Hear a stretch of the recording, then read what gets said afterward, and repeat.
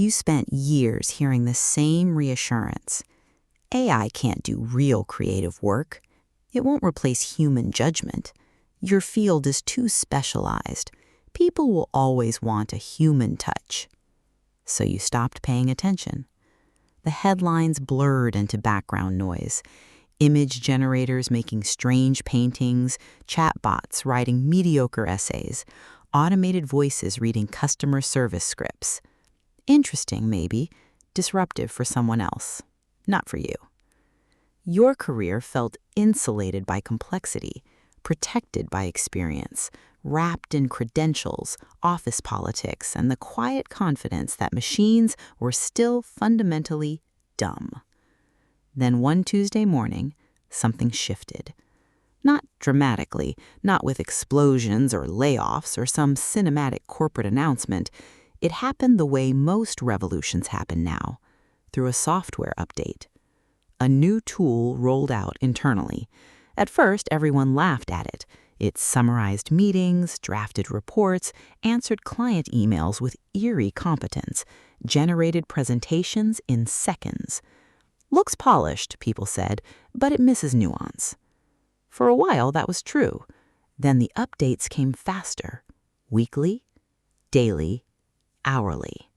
The mistakes disappeared one by one, like rough edges being sanded smooth. The AI learned your company's tone, then your department's habits, then your habits. It knew which clients needed reassurance and which preferred blunt efficiency.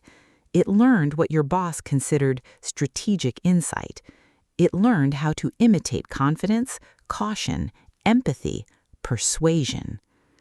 One afternoon, you opened a draft it had prepared for you and felt something cold move through your chest.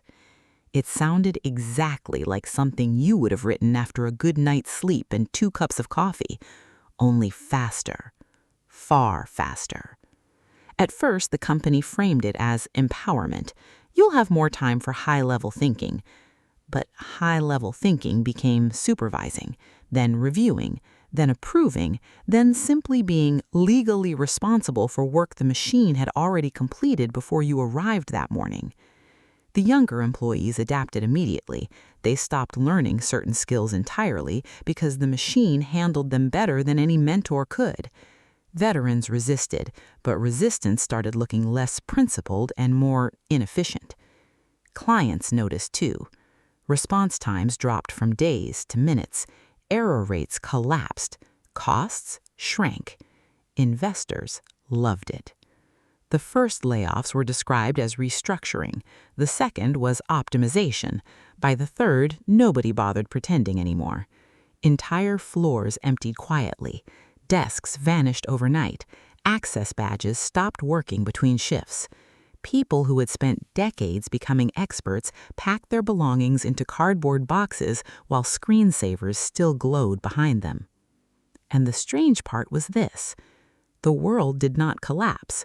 Restaurants still filled at lunch, traffic still crawled through intersections, music still played in grocery stores. History had conditioned everyone to expect catastrophe to look catastrophic. Instead, it looked administrative, incremental, efficient. A civilization replacing pieces of itself, one spreadsheet at a time. You began noticing small psychological fractures in people. Professionals who once defined themselves by competence now struggled to explain their value in meetings. Teachers quietly used AI-generated lesson plans while telling students not to rely on AI themselves. Lawyers skimmed machine-written arguments they barely understood. Doctors reviewed diagnostics generated before the patient finished describing symptoms.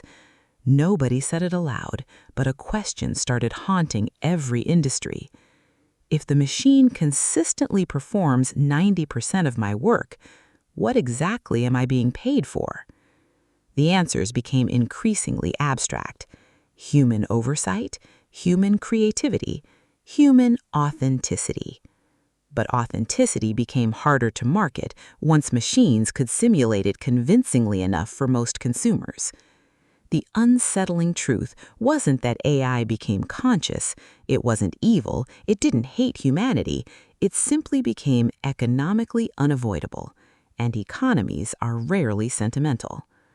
Years later, people would look back at the old confidence with fascination, the certainty that some jobs were untouchable, the belief that intelligence was too mysterious to reproduce, like blacksmiths watching the first factories, like scribes watching the printing press hearing engines in the distance and insisting horses would always matter. The world didn't end. It just stopped needing as many people to keep it running. If this future feels closer than you expected, like the video, share it with someone who still thinks their job is untouchable, and subscribe for more stories about the future that's already beginning.